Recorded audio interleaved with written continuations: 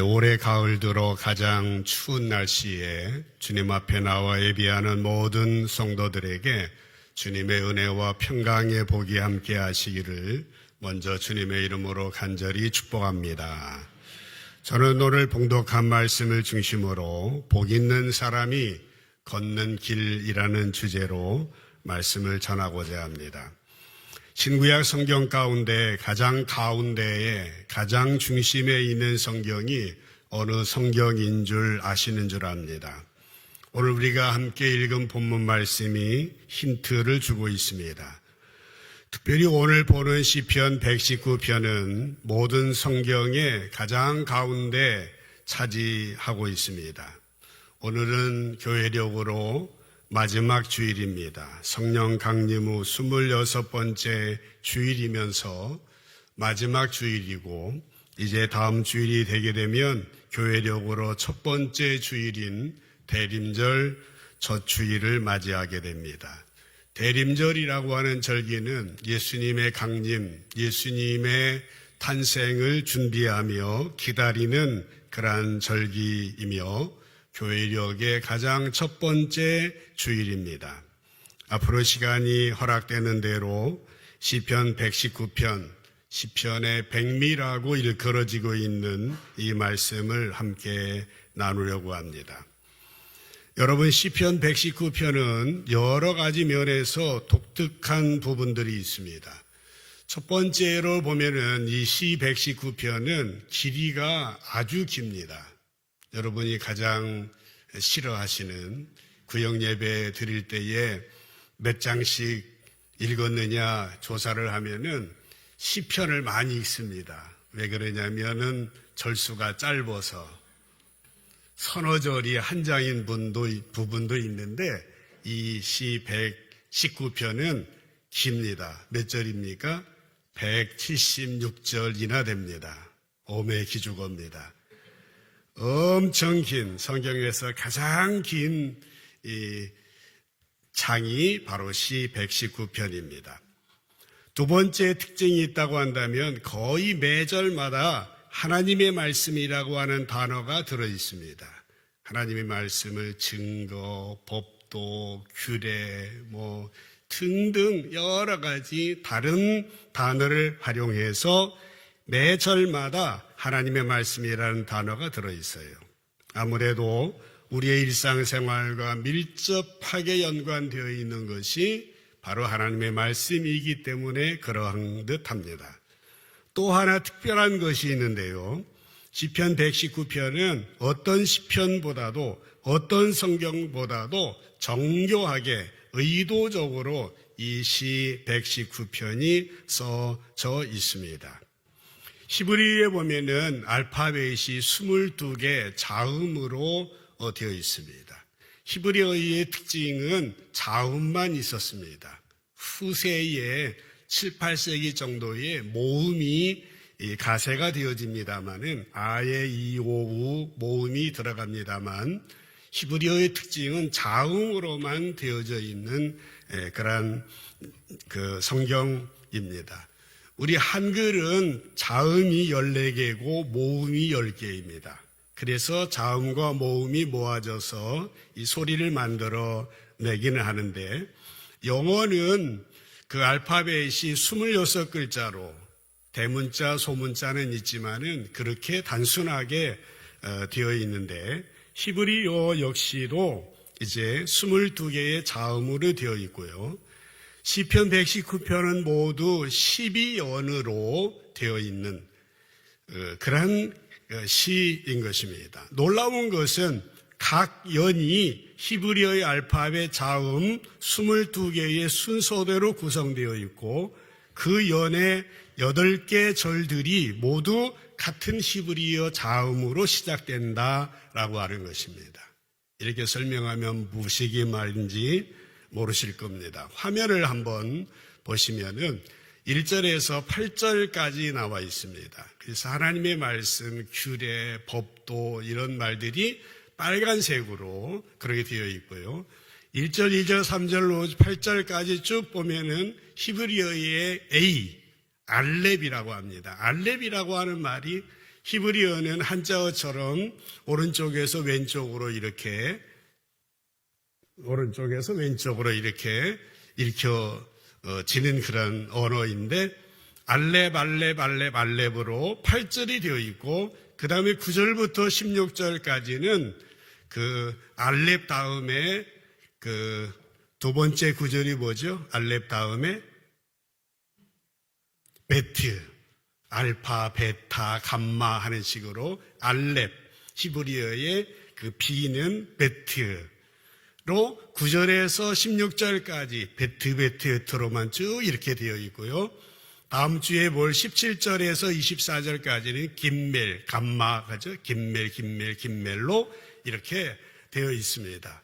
왜 저렇게 해놓았겠습니까? 히브리인들, 유대인들은 이 성경 119편의 176절을 전부 다 외웁니다. 외우는 것은 1절에서 8절까지는 알렙으로만 되어 있으니까 그것이 연상이 되어지고 베트, 김멜 이렇게 해서 마지막까지 22연인데 22 곱하기 8 하면은 몇이 나오죠? 28, 16 176절이 그렇게 해서 이 마지막까지 나오고 있다고 하는 겁니다.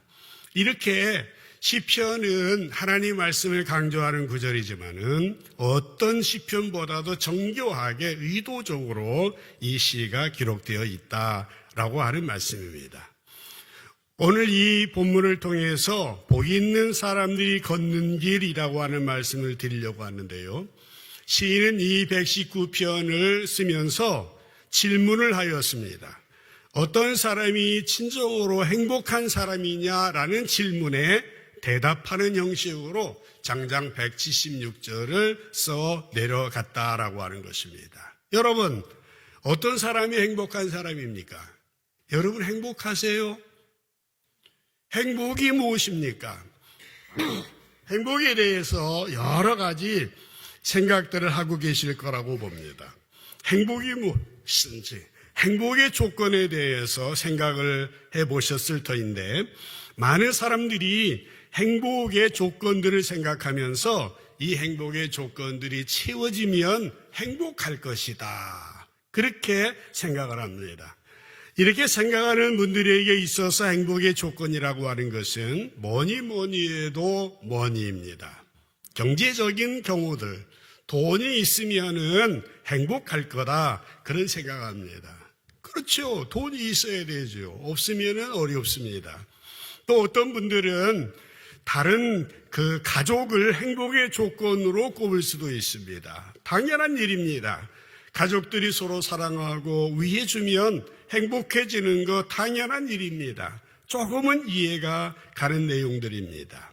그런데 여러분, 이런 조건들이 맞춰지면 진정으로 행복할까요? 그런 질문을 하면은 마땅히 쉽게 대답하지 못하실 겁니다. 며칠 전에 그 유튜브 방송에서 이용표 선수의 그 대담하는 거, 이 방송을 한번 들어봤습니다.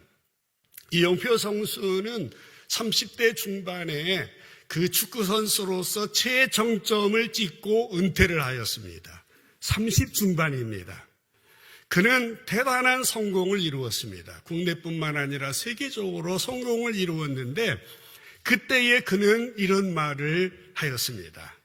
나에게는 그 성공을 이루었을 때에 일시적인 만족감은 있었지만 지속적인 행복감은 없었다. 그런 얘기를 하는데 뭉클했습니다. 여러분 어떠세요? 우리가 목표하는 돈, 명예, 권세, 우리가 지향하는 행복의 조건을 이루었을 때에 일시적인 만족감 없는 건 아닐 겁니다. 그러나 지속적인 행복감은 없었다라고 하는 고백이에요.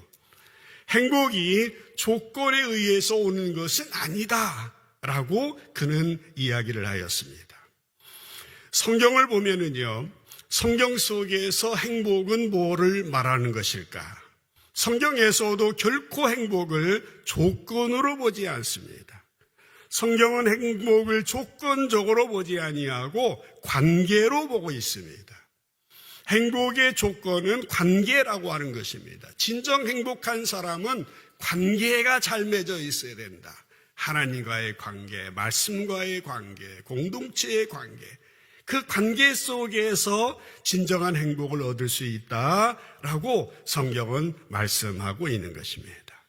오늘 행복한 사람이 걷는 길이라고 하는 주제로 말씀을 보고 있습니다마는 우리가 이 행복한 인생을 살아가기 위해서, 행복한 걸음걸이를 걸어가기 위해서 우리가 가장 먼저 갖춰야 될 것이 있다고 한다면 행복에 대한 성경적인 가치관을 우리의 가치관으로 받아들여야 한다라고 하는 것입니다.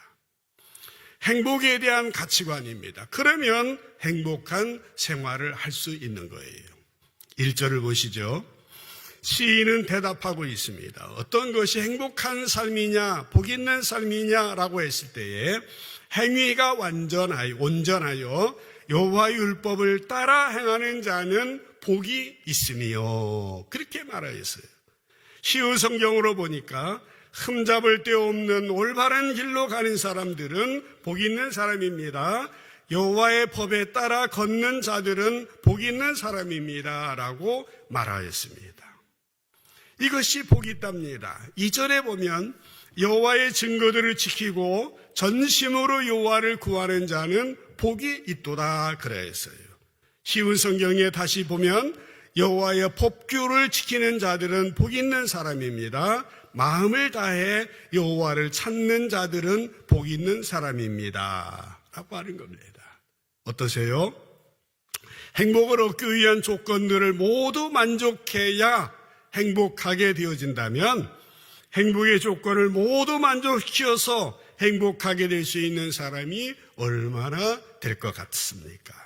거의 만나보지 못할 겁니다. 하지만 행복을 얻는 것을 조건적으로 보지 아니하고 관계적인 것으로 보는, 즉 성경적인 관점을 받아들인다고 한다면은 누구나가 행복한 사람이 되어질 수 있다라고 하는 것입니다. 이것이 바로 성경에서 말씀하고 있는 행복의 그 가치관이다라고 하는 것입니다. 성경에 보면 예수님께서는 진리를 말씀하실 때 거의 이런 식으로 말씀하셨습니다. 마태복음 25장에 보시게 되면 달란트의 비유가 있습니다. 거기 보면 3명의 종이 나오는데 한 사람은 5달란트, 두 번째 사람은 2달란트, 마지막 사람은 1달란트를 받습니다. 그런데 여러분, 우리들은 모두 다 5달란트 받은 사람이 될 수 없습니다. 모두 2달란트 받은 사람이 될 수 없습니다. 어떤 사람은 1달란트 받은 사람이 있기 마련이에요. 그렇습니다. 그런데요, 만약 이 1달란트 받은 사람이 그 1달란트를 땅에 묻어두지 않고요, 성경에 보면은 땅에 묻어뒀다가 주인 왔을 때 그대로 가져갔다가 이제 악하고 게으른 종이라고 책망을 받았는데요, 상상해 보자는 겁니다. 1달란트 받은 사람이 그 1달란트를 땅에 묻어두지 아니하고 이제 밖에 나가서 열심히 노력했어요. 애써서 일했습니다. 그래서 1달란트를 더 남겼어요. 100% 이익을 얻은 거예요. 그때 주인은 어떻게 했겠습니까?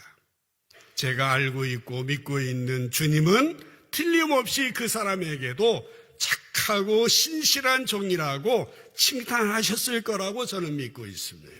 어떠십니까? 성경은 내가 어떤 사람이든, 내가 5 받았든 2 받았든 1 받았든 모두가 행복한 삶을 살 수 있는 길을 보여주는 책입니다. 조건에 의해서 행복이 주어지는 게 아니에요. 5개 받은 사람, 2개 받은 사람, 많이 받아서 행복한 건 아니다라고 하는 것입니다. 성경에서 보여주는 행복한 삶의 비결은 하나님과의 관계, 즉 말씀의 법을 존중하고 그 법을 따라 사는 것입니다. 2절을 다시 한번 보시면은 전심으로 여호와를 구하는 자는 복이 있다 그렇게 말했습니다. 전심으로 여호와를 구한다는 말이 무슨 말입니까? 마음 다해서 하나님을 찾는다라고 하는 겁니다. 이런 사람이 복이 있다는 거예요. 전심으로, 전체의 마음으로, 마음을 다해. 여러분, 우리가 공부를 할 때도 그렇지 않습니까? 억지로 공부할 때 전심으로 공부가 되지 않아요. 그럴 때는요, 억지로 공부하면 성과도 그렇게 좋지 않습니다. 그러나 차원하는 마음으로 자발적으로 공부를 하면 마음을 다해서 공부하게 되고 전심으로 공부하게 돼요. 그때 실력도 결과도 좋아지는 것입니다. 하나님을 찾는 것도 마찬가지입니다. 우리가 스스로 원해서 차원한 마음으로 자발적으로 하나님을 찾아갈 때에 우리는 전심으로 하나님을 찾게 되어지게 되고요. 이때 하나님과의 관계는 아주 친밀하게 되고 밀접하게 됩니다. 돈독해지고 성숙해지게 되는 것입니다. 주님이 내 안에, 내가 주님 안에, 주님의 은혜가 나에게, 주님의 지혜가 나에게, 주님의 능력이 나에게 임하게 되어지는 것입니다. 부디 자원하는 마음으로 전심을 다해서 여호와를 찾다가 복 있는 인생을 살아가는 저와 여러분 모두 되시기를 주님의 이름으로 간절히 축복합니다. 차원하면 전심으로 온 마음을 다하는 겁니다. 시인은 9절 이후에 보면은 또 이야기를 합니다. 청년이 무엇으로 그 행실을 깨끗하게 하리이까? 이렇게 질문을 해요. 그러면서 주의 말씀만 지킬 따름입니다 라고 대답합니다. 쉬운 성경으로 보시면은 젊은이가 어떻게 그의 길을 깨끗하게 유지할 수 있겠습니까? 주의 말씀에 따라 살면 깨끗하게 유지할 수 있습니다. 질문과 답이 나옵니다. 이 시인은 누구인지 확실히는 모릅니다만 젊은이들에 대해서, 청년들에 대해서 관심이 많았던 사람인 건 분명합니다. 그는 젊은이가 어떻게 그 길을 깨끗하게 유지할 수 있겠느냐고 중요한 질문을 하고 있습니다. 여러분, 이 청년, 이 젊은 세대는 너무나도 중요합니다. 젊은 세대가 잘못된 가치관에 물들지 아니하고 깨끗한 행실을 가지고 올바른 가치관을 가지고 성장하는 것이야말로 한 가정의 기초가 세워지고 하나님 나라를 위한 가장 우선적인 조건이라고 말할 수가 있겠어요. 그런데 오늘 안타까운 것은 뭡니까? 우리가 사는 이 시대의 청년들은 아무래도 물질적인 가치관에 물들어가고 있는 것은 아닌가 생각이 되어집니다. 물론 이 문제는 청년들만의 문제는 아닙니다. 우리가 살고 있는 이 시대의 풍조가 그러한 것입니다. 눈에 보이는 것, 가시적인 것, 그런 부분에는 골몰합니다. 그러나 보이지 않는 부분, 영적인 부분, 정신적인 부분에는 너무나 가난합니다. 믿음에 대해서, 사랑에 대하여서, 정의에 대하여서, 희생에 대해서, 인내에 대해서, 섬김에 대해서, 헌신에 대하여서 이런 가치는 퇴색이 되어지고 오로지 가시적인 것, 외형적인 것, 물질적인 것들이 사람들의 마음을 차지하고 있는 것이 오늘의 현실이 아닌가라고 하는 것입니다. 여러분 한번 자문자답해 보시기 바랍니다. 나는 어떤 부분에 대하여서 관심을 갖고 있는가? 시인은 질문합니다. 9절 말씀을 쉬운 성경으로 보면은 젊은이가 어떻게 그의 길을 깨끗하게 유지할 수 있겠습니까? 이런 질문에 시인은 망설이지 아니하고 바로 즉시 대답합니다. 주의 말씀에 따라 살면 깨끗하게 유지할 수 있습니다 라고 하는 것입니다. 주의 말씀에 따라 살며 주의 말씀으로 순종하면 깨끗하게 유지할 수 있다. 그래서 행복한 인생을 살아갈 수 있게 된다라고 하는 것입니다. 요즘에 욥기서를 매일 아침 묵상하는 줄 알고 있습니다만은 욥기서 23장 10절에 보면은 고난당하던 중에 있었던 욥은 당당하게 이런 선언을 합니다. 그러나 내가 가는 길을 그가 아시나니 그가 나를 단련하신 후에는 내가 순금같이 되어 나오리라. 이런 고백을 하고 있습니다. 욥의 고백입니다. 내가 지금까지 어떻게 살아왔는지 또 내가 지금까지 살아온 길을 하나님께서 모두 알고 계시기 때문에 그 고난이 끝나게 되면 나는 틀림없이 하나님 앞에서 순금과 같은 사람이라는 것이 드러나게 될 겁니다 라고 하는 선언이었던 것입니다. 물론 지금 23장입니다마는 나중에 42장쯤에 가보면은 하나님께서 욥의 이런 자신감, 이런 당당함이 잘못되었음을 깨닫게 해주십니다. 욥기의 뒷부분에 가서 보게 되면 욥은 뭐라고 고백을 하고 있습니까? 욥기 42장 3절 쉬운 성경으로 보면 이렇게 말합니다. 무식한 말로 내 뜻을 가리는 자가 누구냐라고 물으셨지요. 정말 저는 알지도 못하면서 말했습니다. 깨닫지도 못하는 일들을 아는 채 했습니다. 이 욥이 그렇게 고백을 하고 있어요. 6절에도 쉬운 성경에 보면은 이제 제 자신을 경멸합니다. 그리고 티끌과 제 가운데서 회개합니다 라고 말하면서 하나님 앞에 무릎을 꿇어요. 사랑하는 여러분, 욥이 처음에 그렇게 당당했던 것을 보면 욥이 올바로 살아왔던 것은 분명한 것 같아요. 그러면 처음에 욥의 주장은 어디에 문제가 있었겠습니까? 여러분 잘 기억하시기 바랍니다. 우리의 삶이 하나님 앞에서 순금처럼 나타나는 것은 우리가 잘 살아왔기 때문이 아니에요. 우리가 다른 사람보다 착하고 선한 사람이기 때문이 아닙니다. 욥은 이 점을 착각하고 자기의 의로움을 주장했던 것이에요. 그러므로 우리는 이 욥의 모습을 통하여서 어떻게 해야 됩니까? 자기 의에서 벗어나야 됩니다. 사도 바울은 그 일평생을 돌이켜보면서 오직 나의 나된 것은 주님의 은혜입니다 라고 그렇게 고백을 했어요. 우리가 주님 앞에서 섰다 하는 자마다 넘어질까 조심하라 말씀하고 있지 않습니까? 나의 나된 것은 하나님의 은혜요. 지나간 세월 고비고비 마디마디 돌아보면 주님의 손길 안 미친 곳 하나도 없다. 다 주님의 은혜라고 고백했던 이러한 고백들이 오늘 이 자리에 있는 저와 여러분의 고백이 되시기를 주님의 이름으로 축복합니다. 다시 시편 119편 9절로 돌아가 보십시다. 시인은 청년이 무엇으로 그 행실을 깨끗하게 하리이까? 라고 질문했고 바로 대답합니다. 주의 말씀만 지킬 따름입니다. 무슨 말이에요? 주의 말씀대로 살면 깨끗하게 거룩하게 성결한 삶을 유지할 수 있고 행복한 인생이 될 수 있겠다라고 하는 것입니다. 나의 의의가 나를 깨끗하게 만들어주는 것이 아닙니다. 내가 다른 사람보다 선하게, 다른 사람보다 착하게, 그래서 내가 깨끗한 사람이 되는 것이 아니고 시인의 고백은 오직 하나님 말씀만이 나를 깨끗하게 만들어 줬습니다. 그렇게 줍니다라고 하는 고백인 것입니다. 그러므로 사랑하는 여러분, 깨끗한 삶의 비결은 어디에 있습니까? 하나님의 말씀을 나의 삶의 가치관으로 삼는 것입니다. 하나님의 말씀을 나의 가치관으로 삼는 것. 11절 말씀을 보면은 시인은 말합니다. 내가 주께 범죄하지 아니하려 하여 주의 말씀을 내 마음에 두었습니다. 죄짓지 않으려고 어떻게 했다고 합니까?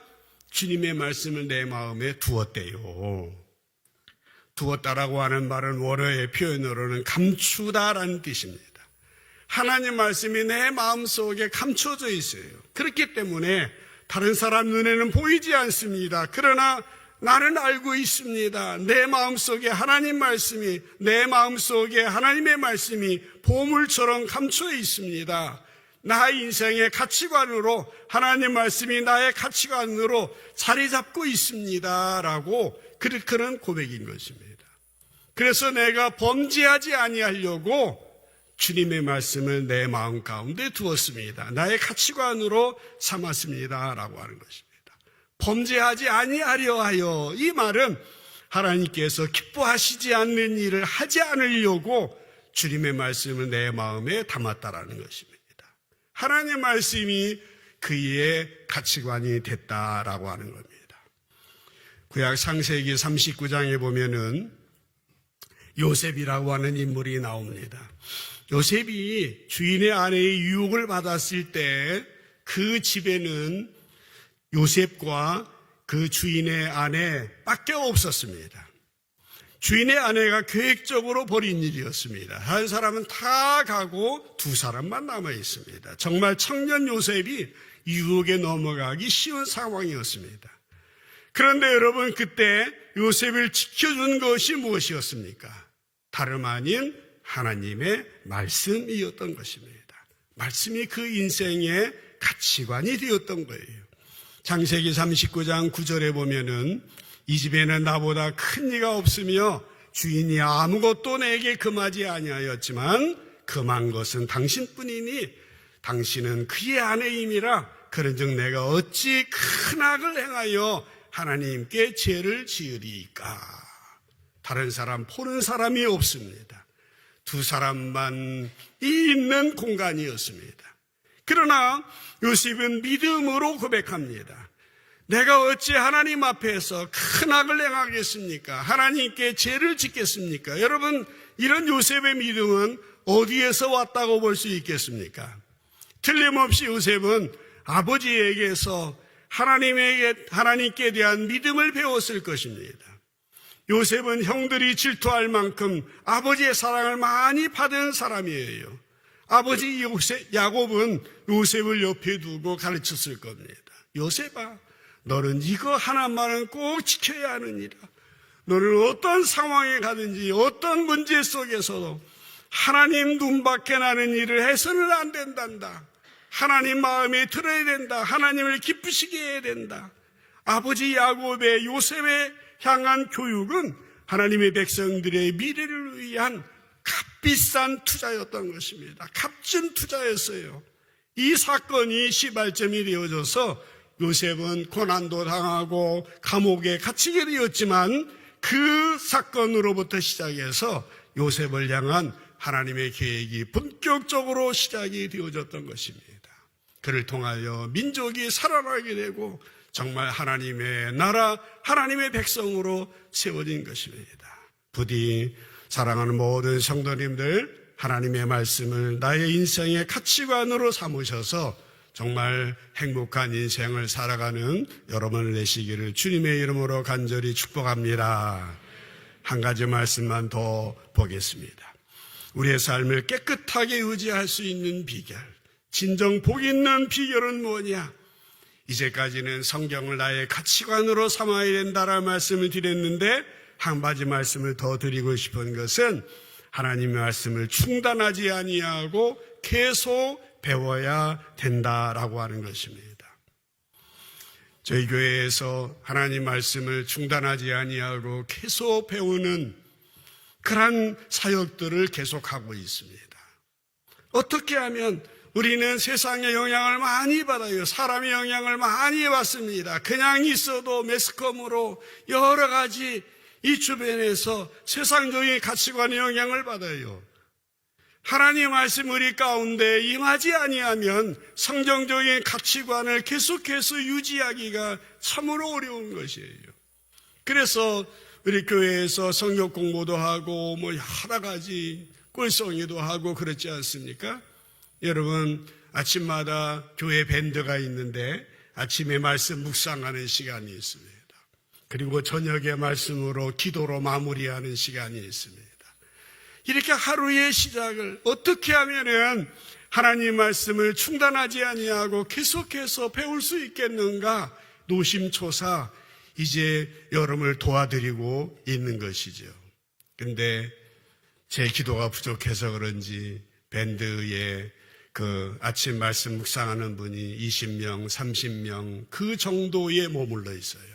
저는 한 100명 정도 되면은 좋겠다 하는 마음을 가지고 있는데 또 100명 되면 200명 되게 해주세요. 그렇게 또 기도하겠죠? 네, 아마 그럴 겁니다. 근데 뭐 30명, 20명이라도 그렇게 매일 말씀 묵상하니까 감사하긴 해요.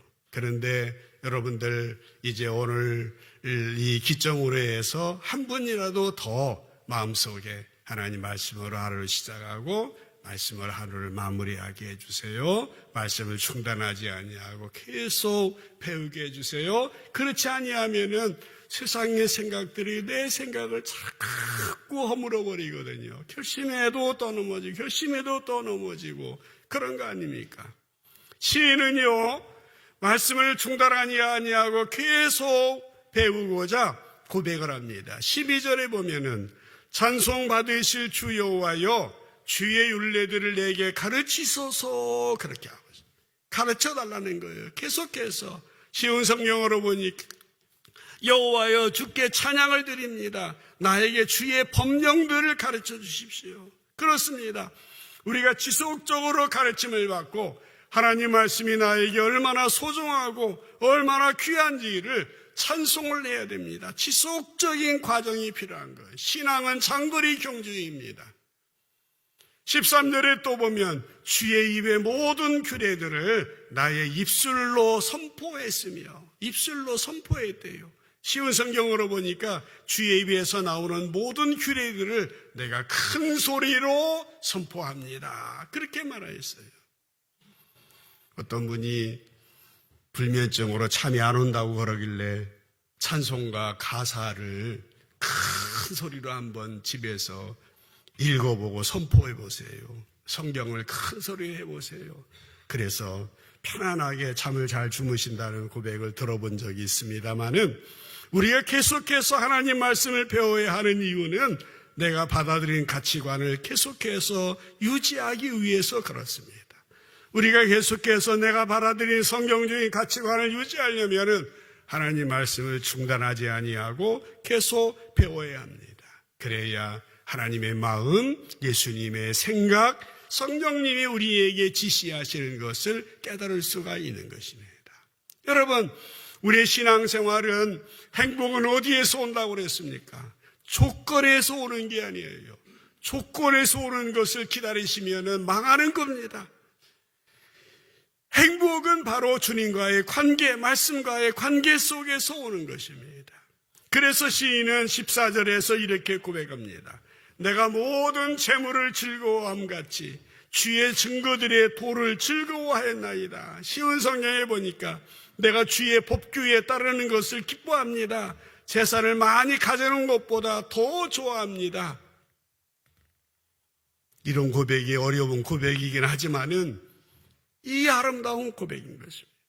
우리가 하나님 말씀에 대하여 이렇게 고백할 때에 비로소 하나님 말씀이 나의 가치관으로 자리 잡게 되어질 것이고, 결국에 마지막 15절 16절처럼 이렇게 고백하게 될 겁니다. 내가 주의 법도들을 같이 읽어볼게요. 15절 16절 시작.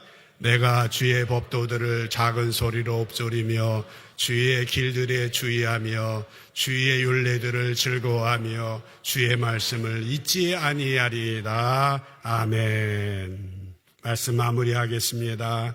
시인은 본 시편을 통해서 복 있는 사람이 걷는 길이 무엇인지를 알려주고 있습니다. 우리는 하나님 나라 백성으로서 하나님 말씀을 삶의 표대로 삼아 거룩하고 정직한 삶을 살아야 합니다. 그래야 우리의 이름에 걸맞게 생활할 수 있어요. 그래야 이 땅에서 주님이 원하시는 믿음과 소망과 사랑을 실천할 수 있다라고 하는 것입니다. 주님은 하나님 말씀 우리 자신의 가치관으로 삼아서 진정으로 행복한 인생이 되길 원하십니다.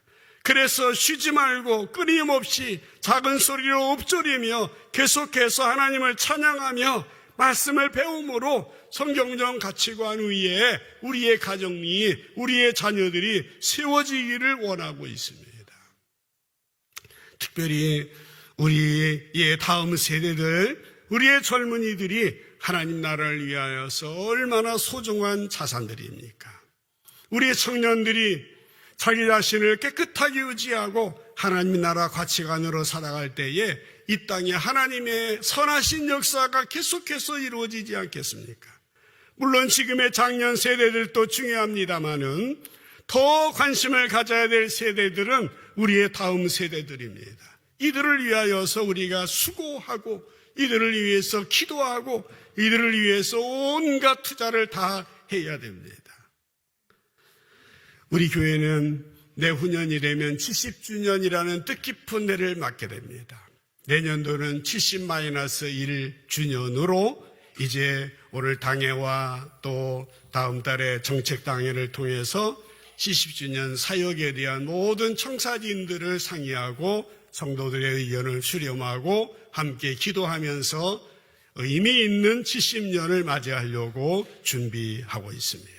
특별히 우리들은 마음을 다해서 우리 다음 세대들에 대해서 관심을 갖고 기도해 주셔야 됩니다. 후원해 주셔야 됩니다. 하나님, 우리 교회 다음 세대들이 하나님 나라 선한 역사를 이루는 주인공들 되게 하시고 이들이 하나님 나라 가치관으로 살아가게 해주십시오. 오직 하나님 말씀을 중단하지 아니하고 계속 배우게 해주십시오. 그런 청년 세대를 되게 하시고 그런 다음 세대를 되게 해주십시오. 이런 기도들이 우리 가운데 끊어지지 않아야 된다는 것입니다. 70년을 넘어 100년을 바라보면서 성경적인 가치관을 위해 든든히 세워지는 우리 교회와 우리의 자녀들과 우리의 모든 성도들 되어줄 수 있기를 주님의 이름으로 간절히 축복합니다. 기도하십시다.